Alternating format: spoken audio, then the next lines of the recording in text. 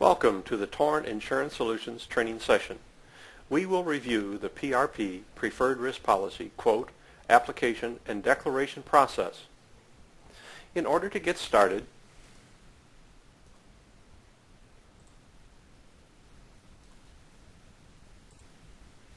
we need to go to the agency dashboard. At the agency dashboard, you have two places where you can start a new application.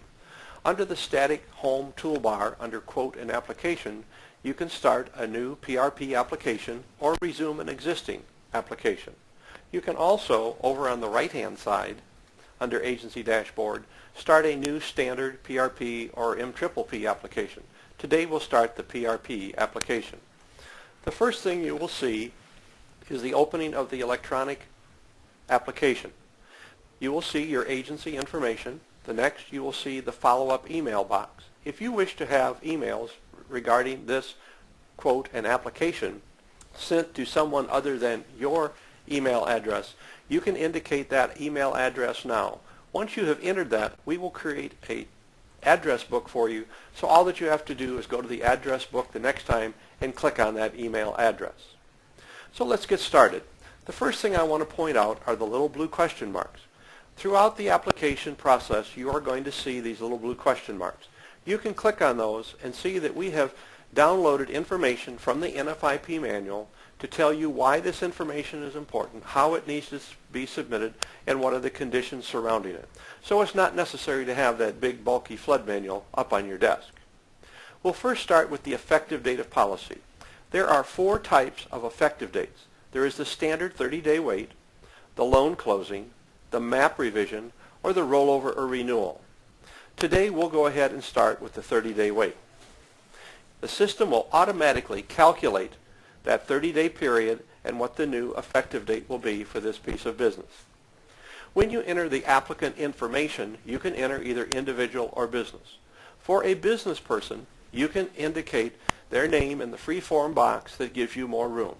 Or for the individual, we can go ahead and indicate the insured's first name.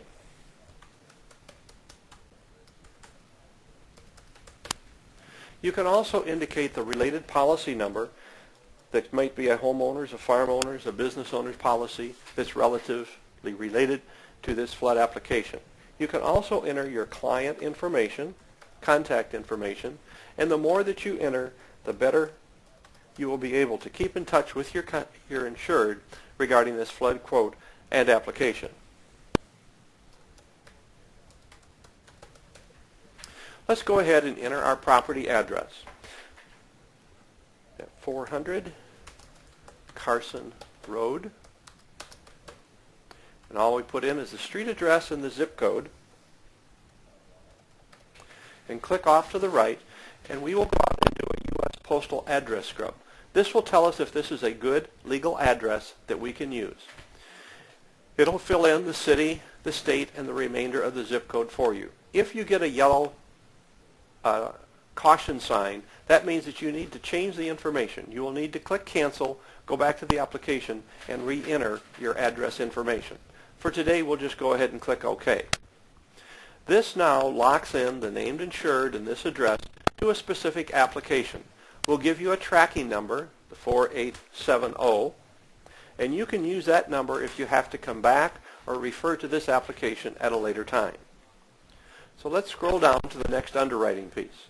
We need to indicate the flood zone determination, and we can do that by clicking on the dark blue box, Flood Zone Determination. We'll go out to your flood vendor who processes your flood zone determinations, research their files, and bring back the information regarding the risk that you're underwriting. We'll automatically pre-fill the questions so that you don't have to rekey those, which removes a possibility of mistake. However, if you wish to view and look at the actual flood zone determination form, just click on the View Form, and we will bring that up for you to look at to see if there is more or additional information that you may want. Now, you don't have to save this or print this now because we have automatically saved this into your electronic document folder for the application number that we referred to just a minute ago. If there is a mailing address that we need to send the policy information to other than the actual property address, you would indicate no and go ahead and enter that address. It may be a P.O. box, or it may be to some other family member, or it may be someone because they're in the military. Because this is a PRP policy, we must be able to answer no to all 5 of the questions regarding a PRP regarding prior claims. If you have to answer yes to one of those, you will get an error message saying we must convert this policy to standard. If you wish to convert the policy to standard and continue, just click yes, and we will transfer all the information that you've put in so far into the standard application form.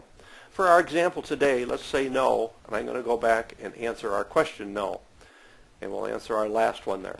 The next one we need to look at is what is the construction date of the property. We can go ahead and use our calendar if we want, or we can just type in the address, which I personally prefer to do. The next thing is they want to know, where did we get that construction date? Did we get that from information off a building permit?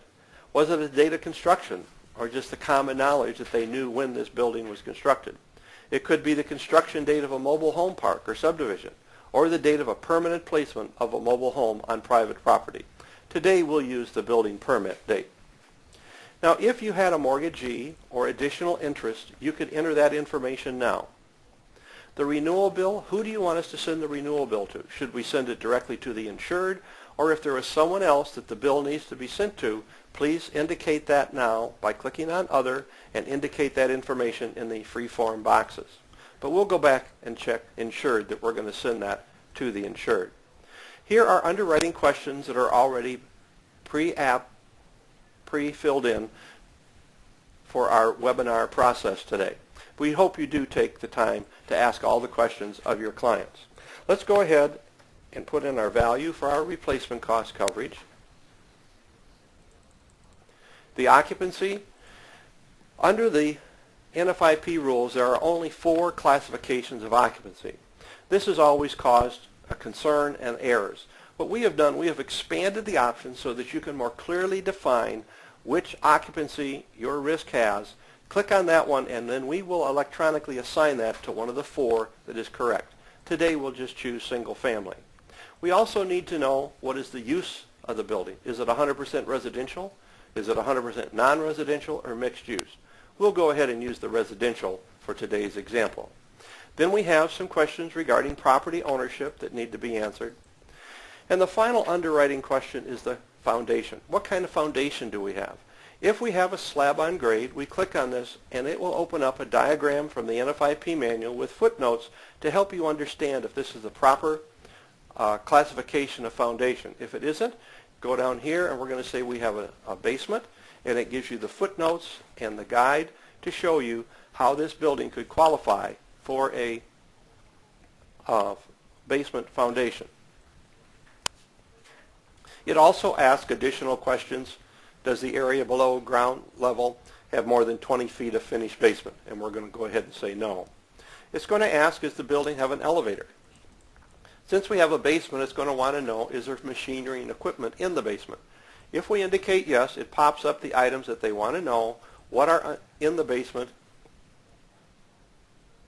that we want to indicate that are placed there for potential damage. If the value of the machinery and equipment is over $10,000, I want you to list what that approximate value would be.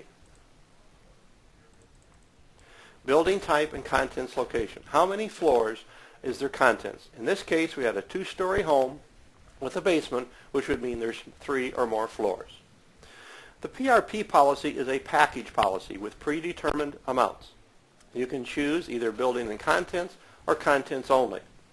If you click on building, it will give you all the packages that are available, and you click on the one that is most appropriate for your risk. This will automatically fill in the contents that is part of that automatic package amount. Just remember that there are 2 deductibles. There's a deductible on the building and one on the contents. And for the PRP program, that is a $1,000 deductible on each. Well, let's go ahead and click the rate button, and this will tell us if we have missed any questions or made any underwriting errors. It's indicating here we have a question we need to answer about there being additional NFIP flood insurance on this building.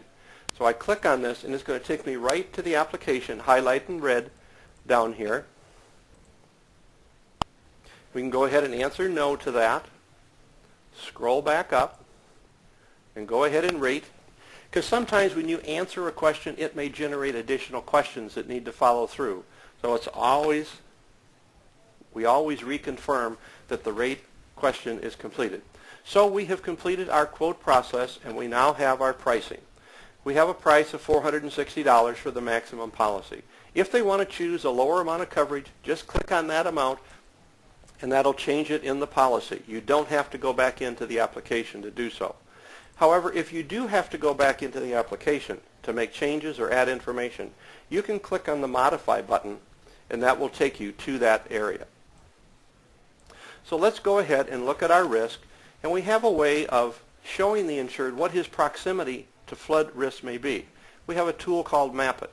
We click on Map It, and we bring in the Google Maps, and then we overlay any nearby special flood hazard areas that could create a potential risk for our insured.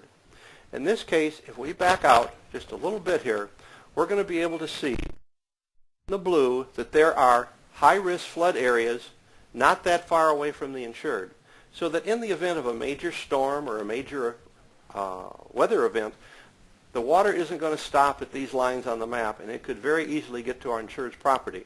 So getting a PRP policy is a very inexpensive, effective way to protect his risk. If the insured still does not want to purchase the coverage, we can click on Waiver of Coverage. This will already include your agency information, the insured's information, and you can print this out, check the boxes that the insured is rejecting, and down at the bottom you can have your insured sign it, you sign it, attach a copy of the quote, and then you can upload that into your agency management system for some very good E&O protection. Well, let's go ahead and create our application so that we can buy this policy. We click on the Create Application button. This will now open up our electronic underwriting file. We will convert all this information into the NFIP format.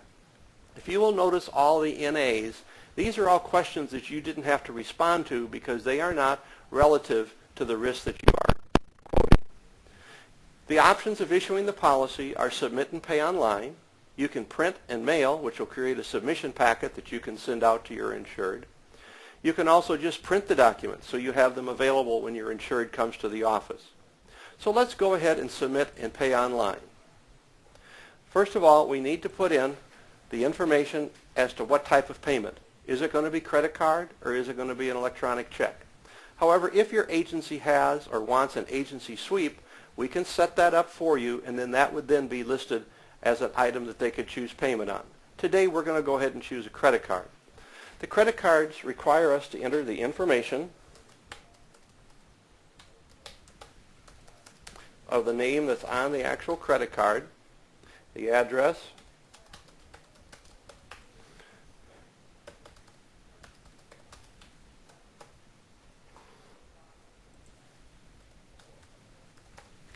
okay, then we can choose which credit card. We can choose either Visa, MasterCard, American Express, or Discover. So we're going to go ahead and choose Visa. I'll fill in our credit card number, our expiration date, and go ahead and pay now. When we click on pay now, we are going out to do an actual purchase on this credit card to pay for this flood policy. It says that the payment was successfully processed, so we want to view our receipt. First of all, notice that the receipt is privacy compliant, where we have scrubbed all the credit card information other than the last four numbers, created a receipt number that you can associate to the policy number. Now, you can print this or you can save this if you want. Maybe you need to print it for a loan closing. Maybe you need to print it for verification of coverage for a disaster program. But you don't have to, because we have already saved this document into our electronic underwriting file, which I'll be showing you in just a minute here. So let's go ahead and continue. And with this PRP policy, we should be able to see our policy declaration that we have issued this policy in real time. No overnight waiting or batch processing. Your policy has been completed. Now, I mentioned to you the electronic document folder over on the bottom right-hand corner. You're going to see that we have a copy of your payment receipt, your application, your zone determination, or your insured declaration page. Any permanent document that we make, we will save this here for you, or you may upload additional documents if necessary. So let's go back to our home page. One of the nice features is that you have just issued a policy and you need to make a correction. We have a field in the work queue called Recently Issued Transactions. If I click on this, it's going to bring up the most recent policies that we issued, and here's the one we just completed, was Wilbur Waters. I can click on this, and this is going to open up the electronic underwriting file that we can use to change or update or even cancel the policy if necessary. Okay, today what we have done is we have viewed a preferred risk quote, application, and declaration process. I hope this will be helpful to you in writing more flood business. We appreciate all the business you provide us now. If you need further contact information or ever need help during the process of writing a flood policy, just go to the Help button, click on Contact Us, and this will give you your specific company contact information to give you the help you needed. Well, I hope everything we've given you today has been helpful, and thank you so much for your time.